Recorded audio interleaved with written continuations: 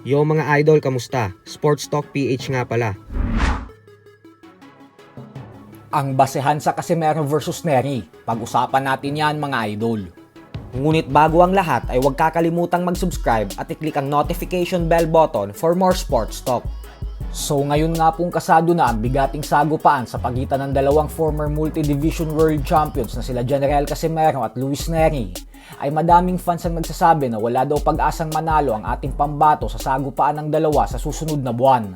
Ito ay dahil ang huling tumalo umano kay Casimero na si Kyonosuke Kameda ay tinalo lang ng walang kahirap-hirap ni Luis Neri via knockout. Subalit hindi nga po natin ito pwedeng maging basehan o direktang ikumpara.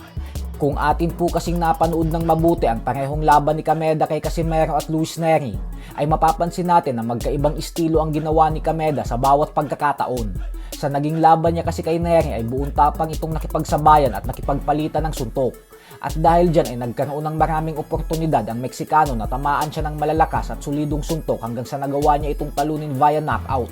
Sa madaling salita ay sinabayan ni Kameda ang agresibong fighting style ni Luis Neri. Habang sa laban niya naman kay Casimero ay hindi niya na inulit ang naging pagkakamali niya kay Neri. At bagkos mas naging maingat na siya at ginamitan niya na ng distansya at depensa ang laban, kung saan tumakbo-takbo na ito at hindi na sumugal na makipagsabayan pa at makipagpalitan ng suntok.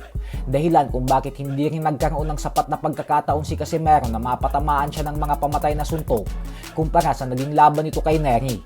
Subalit alam naman nating lahat ang taglay na lakas at knockout power na mayroon ng angas ng Pinas. Kung sakaling ginawa ni Kameda sa laban niya kay Casimero ang ginawa niyang pakikipagsabayan kay Luis Neri, ay malamang sa malamang ay knockout din ang sinapit nito sa kamay ng angas ng Pinas.